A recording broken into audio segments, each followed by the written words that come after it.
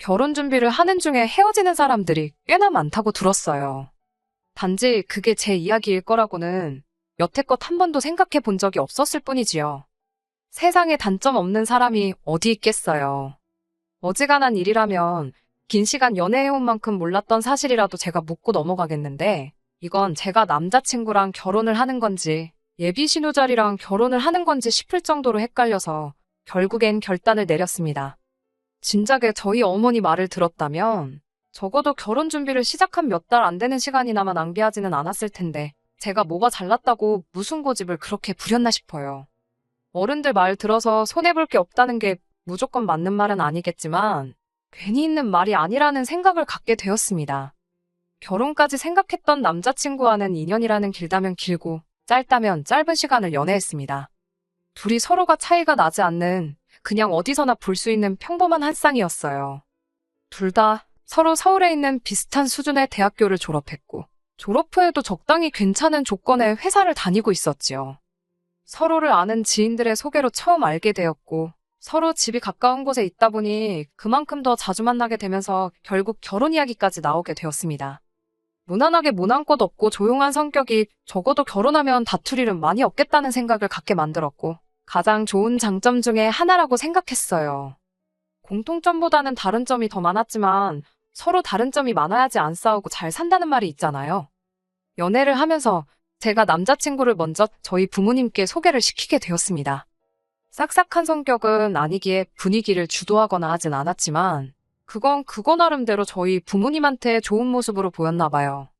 남자친구를 엄청 좋게 보셨는데 그래서 그랬나 자연스럽게 저도 남자친구와의 결혼을 열린 마음으로 생각을 하게 되었던 것 같네요. 제 나이가 30대 초반이고 남자친구는 벌써 나이가 30대 중반이 되던 상황이었어요. 그렇다 보니 연애만 하는 게 아니고 서로 결혼에 대해서 생각해 볼 시기이기도 했습니다.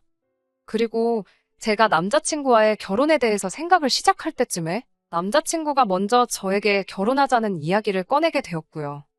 그때까지는 저도 여느 다른 사람들 마냥 결혼하고 가정을 꾸리고 그렇게 행복하게 살아갈 거라 믿어 의심치 않았습니다. 그런데 결혼 준비를 하는 과정에서 남자친구의 누나, 그러니까 저한테는 신우가 될 뻔했던 그 사람을 만나고부터 점점 제가 생각했던 이상적인 결혼과 현실이 서로 다르다는 걸 느끼기 시작했어요. 연애하는 동안 남자친구의 누나를 직접 만나본 적은 없었습니다. 하지만 위로 나이 차가 좀 나는 누나가 있다는 건 이미 알고 있었어요. 남자친구가 언젠가 누나에 대해서 제게 이야기를 꺼낸 적이 있었거든요. 자기 인생에 있어서 누나한테 정말 큰 도움을 받았다는 식의 이야기였어요. 자기가 학창시절에 공부도 똑바로 안 하고 동네방네 사고나 치고 다니던 문제아였는데 누나가 자기를 바로잡아주면서 정신 차리고 공부를 시작했다고 하네요. 그렇게 인서울 대학에 합격도 하게 되었고 그걸 바탕으로 취직도 하게 되었다는 거예요. 따지고 보면 누나가 지금의 자기 자신을 만든 거나 다름이 없다며 누나 도움이 아니면 지금 회사는커녕 어디 하루하루 일거리 없나 기웃거리면서 하루 벌어 하루 먹고 사는 그런 삶을 살았을 거라 말한 적이 있었습니다. 그때는 그냥 그렇구나 하고 넘겼고 크게 신경 쓰지 않았어요. 지나가면서 나온 이야기이기도 했고 솔직히 이야기만 들었을 때 이걸 이상하게 들을 만한 부분은 하나도 없었기 때문입니다. 저 또한 제 밑으로 남동생이 있는데 오히려 그 이야기를 처음 들었을 때는 남자친구의 누나가 대단하다는 생각을 하기도 했어요. 같은 누나의 입장으로 저는 제 동생의 인생에 그렇다 할 영향력이 있는 그런 누나는 아니었거든요.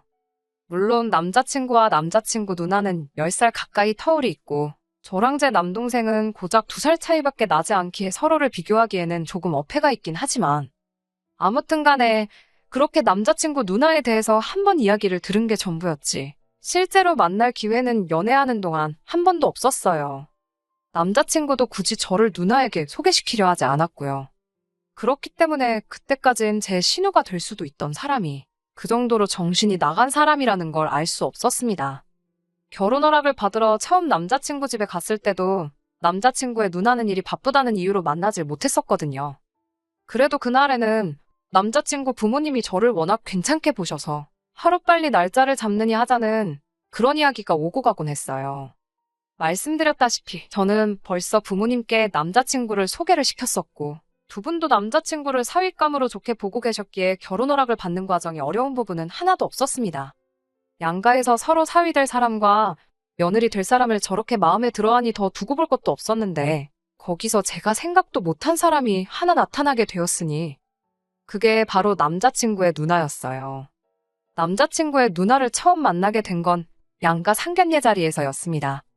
제 동생은 따로 참석하지는 않았지만 남자친구의 누나가 이번에는 참석을 했거든요. 가족의 일원인데 그 자리에 동석을 한 게 이상하거나 잘못되었다거나 생각하지는 않았어요. 오히려 하는 것도 없으면서 자리가 불편할 것 같다고 불참한 제 동생이 원망스러웠지요. 심지어 처음엔 결혼 전에 남자친구의 누나를 한 번이라도 만나서 다행이라 생각했습니다. 인상도 평범했고 누나가 동생을 엄청 챙기는구나 싶은 느낌 정도밖에 받지 못했어요. 그런데 상견례 자리가 끝나고 집에 돌아와서 저희 어머니께서 표정이 많이 심란해 보이시더라고요. 그러더니 저한테 심각한 표정으로 하시는 말씀이 이 결혼을 다시 생각해보면 어떻겠냐는 충격적인 말을 하시더라고요. 누구보다 제 남자친구를 마음에 들어 하셨고 농담처럼 사위라고 부를 때도 있던 분이셨는데 상견례 자리에서 양가 어른들끼리 의견 충돌이 있던 것도 아닌데 갑자기 어머니께서 저러시니 저도 많이 놀랐어요. 어머니께 방금 상견례 마치고 왔는데 그게 무슨 말씀이시냐 물었어요. 어머니께서 하시는 말씀이 오늘 쭉 보아하니 신우자리가 아주 보통이 아닐 것 같다고 하시더군요. 제가 그 누나를 이길 수 있을 것 같지는 않고 결혼하고 나면 그로 인해 고생문이 열릴 게 훤히 보여서 그런다는 거예요. 저는 솔직히 그때 그 순간에는 어머니가 갑자기 왜 저러시나 싶었습니다. 이야기 다 끝난 상황에 결혼을 뒤집어 엎어야 한다고 말씀하시는 게 말이에요. 게다가 제가 봤을 땐 그런 느낌은 전혀 없었고 평범하게 우애 깊은 남매의 모습처럼밖에 보이질 않았었거든요. 누나가 동생 챙기고 동생이 누나 챙기고 귀찮다고 안 나온 제 동생하고 비교해보면 얼마나 보기 좋은 모습 아니냐고 어머니 말에 대들었었지요. 그랬더니 어머니께서 저에게 말하시기를 어머니께서 살아온 세월이 몇 년인데 웬만한 사람들 딱 보면 안다고 하시면서 걱정이 돼서 그런다 하시더라고요. 다른 사람 일도 아니고 니네 큰고모가 딱 그런 신우였다고 하시면서요. 저희 친가 쪽, 그러니까 저희 할머니께서 아들 욕심이 있으셔서 아버지 위로 누나가 4명이나 있어요. 아버지 위로 큰아버지도 계시긴 하는데 아들 하나 잘못되면 어쩌냐며 두 번째 아들을 봐야 한다고 해서 그렇게 된 거래요. 아무튼 덕분에 어머니께서는 졸지에 4명의 시누에게서 시집살이를 당하셨다고 해요.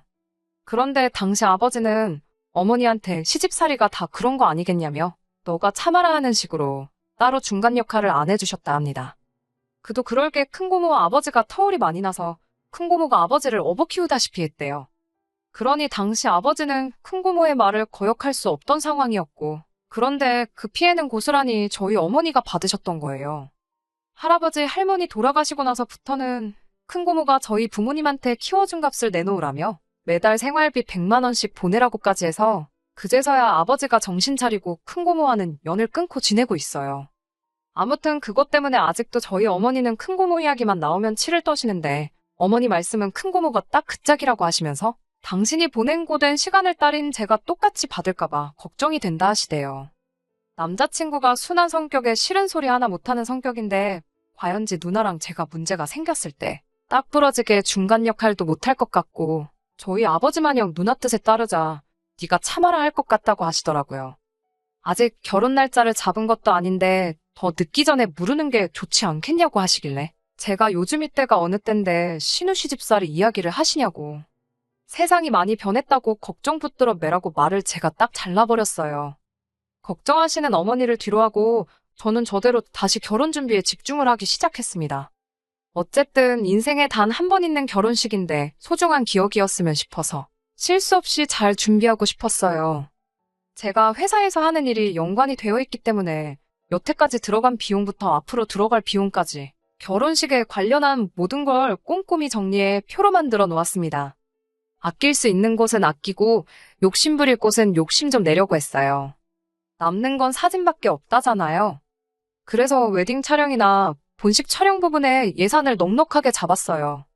그러면서 자연스럽게 스드메 쪽에도 비용이 평균보다는 조금 더 들어가게 되었지요. 하지만 그렇다고 해서 그게 막 몇천만 원 단위로 더 들어가는 것도 아니고 몇십만 원 차이밖에 나지 않았어요. 남자친구도 자기는 이런 거 잘 모른다며 저보고 알아서 잘 준비하라고 말을 했는데 제가 정리해놓은 표를 보여주고 며칠 지나지 않아서 갑자기 결혼식 비용에 대해서 길게 할 말이 있다고 저를 불러내더라고요. 그런데 그 자리에 나가보니 다른 사람도 아니고 남자친구의 누나가 그 자리에 같이 앉아 있었어요. 남자친구의 말은 겸사겸사라고 상견례 때 말고는 누나를 따로 소개시켜준 적이 없지 않았냐며 이참에 누나랑 인사도 시키고 그러려고 불렀다 하대요. 그때부터 촉이 안 좋긴 했는데 역시나 안 좋은 예감이 틀리는 법이 없더라고요. 남자친구의 누나가 제가 남자친구한테 보내줬던 예산을 정리해놓은 표를 들이밀면서 옳게 될 사람이 씀씀이가 아주 보통이 아닌 것 같아. 신우되는 사람으로 그냥 두고 볼 수가 없어서 한마디 하러 나왔다는 말을 하더라고요. 그때 문득 어머니께서 제게 걱정되었다고 하신 그 말이 떠올라서 아차 싶었습니다. 그리고 제가 준비한 예산을 두고 주저리 꼬투리를 잡기 시작하더라고요. 웨딩홀 식사는 미리 먹어봤느냐 하는 사소한 잔소리로 시작해서 본격적으로 시비를 걸어오기 시작했어요.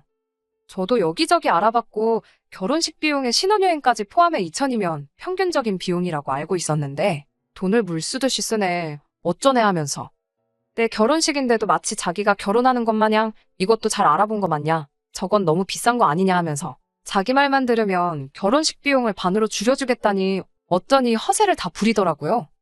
결혼식 영상이니 웨딩 사진이니 결혼하고 나서 아이라도 태어나보라고 그런 거 보면서 추억에 잠길 여유 같은 게 없는 것이 현실이라면서 쓸데없는 데다가 거금을 쓰지 말라더라고요.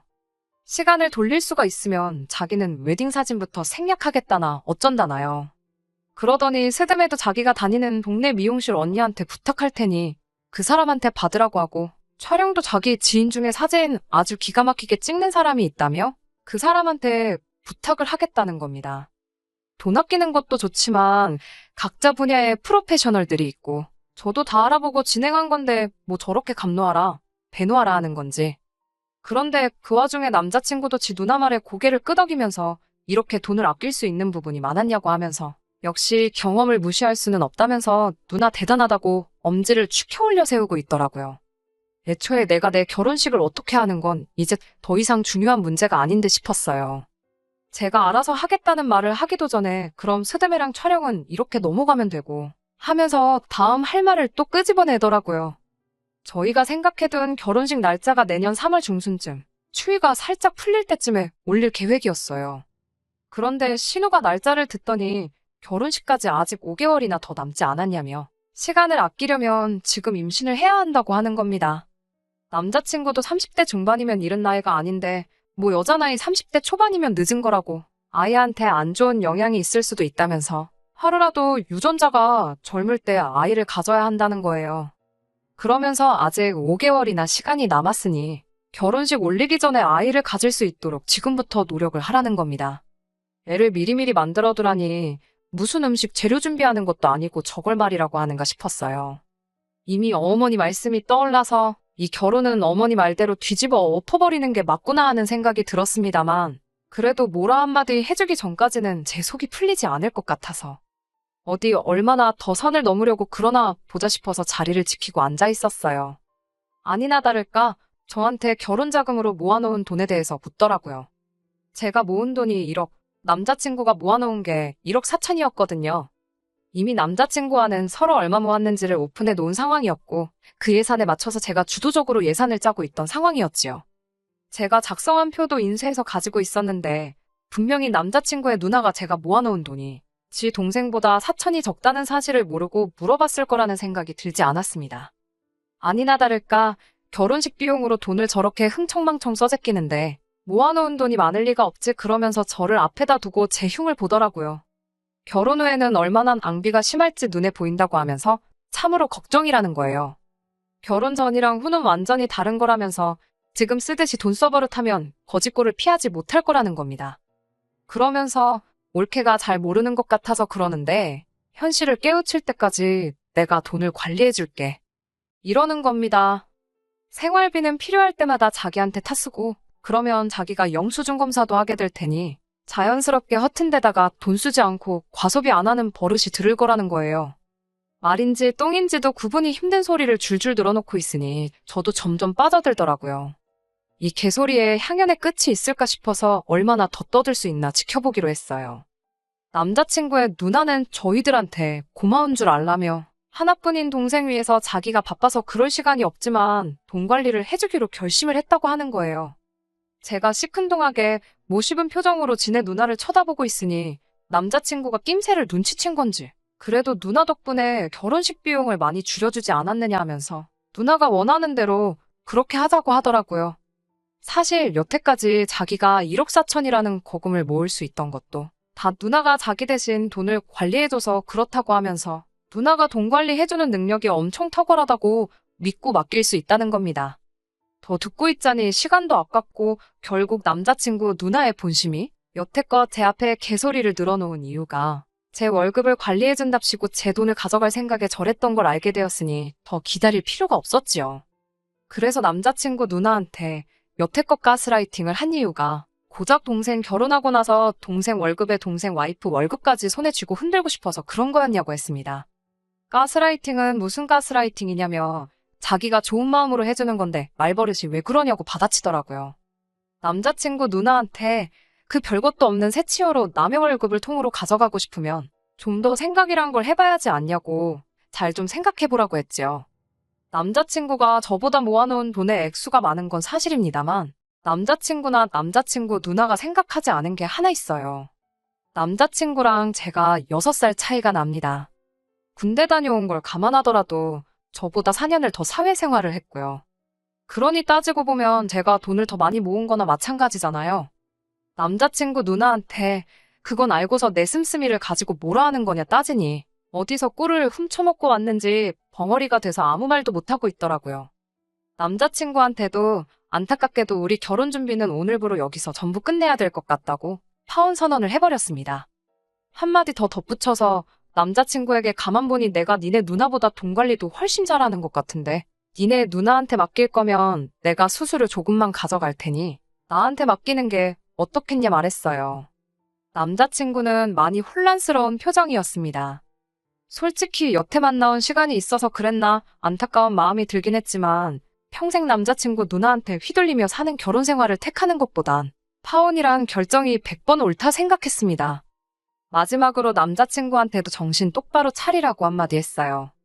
파혼을 결정하는 데 있어서 일을 크게 만든 건 니네 누나가 맞지만 결정적인 역할을 한 건 앵무새마냥 누나 말이 맞다고만 대답하고 있는 당신 모습에 크게 실망을 해서 그런 거라고요.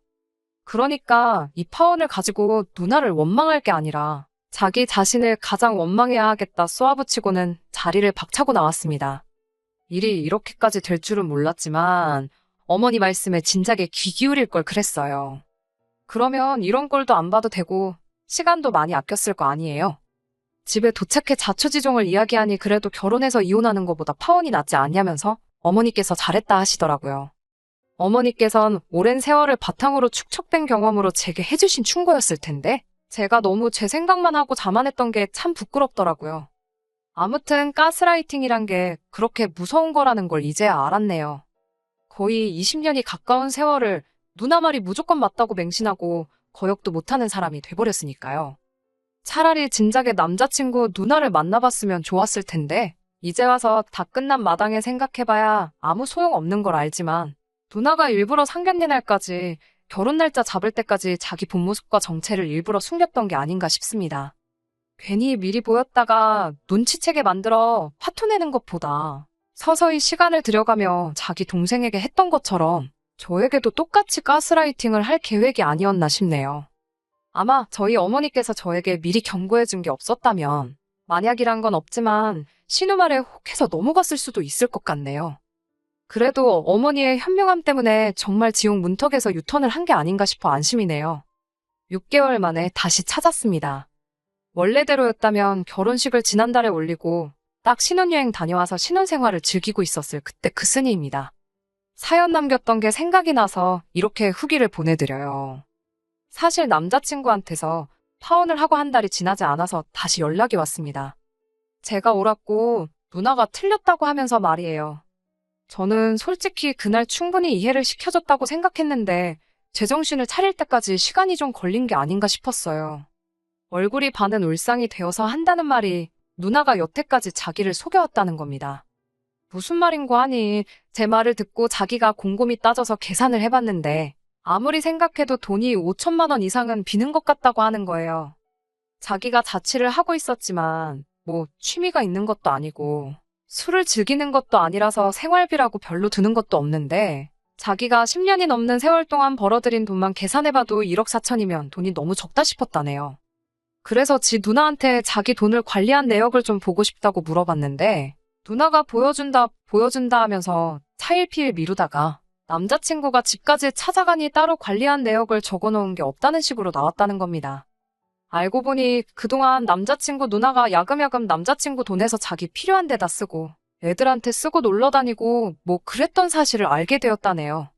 그래서 이제 다 깨달았다고 누나랑은 연을 끊었고 이제 제가 하자는 대로 할 테니 다시 시작하자고 하는 겁니다. 그래서 남자친구한테 이제라도 정신 차려서 다행이고 다시 시작할 마음은 없으니까 다른 사람 찾아보라고 한마디 해줬네요. 결국 스스로 잘해볼 생각은 없고 누나 대신으로 찾은 게 저니까 제 말 듣고 살겠다는 거잖아요. 자기 스스로 생각해서 결정도 못 내리는 그런 사람하고 살아봐야 좋을 거 하나 없고 저러다 또 언제 눈 아픔에 돌아갈지 누가 알겠나 싶어서 내 사전에 두 번째 기회란 없다고 그냥 잘 살려고 했습니다. 그렇게 영영 이별하게 되었는데 아쉬운 건 하나도 없네요. 그냥 속이 후련할 따름입니다. 끝까지 들어주셔서 감사합니다. 오늘의 사연은 여기까지입니다. 구독과 좋아요, 알람 설정 부탁드리고 더 좋은 사연으로 다시 찾아뵙겠습니다. 감사합니다.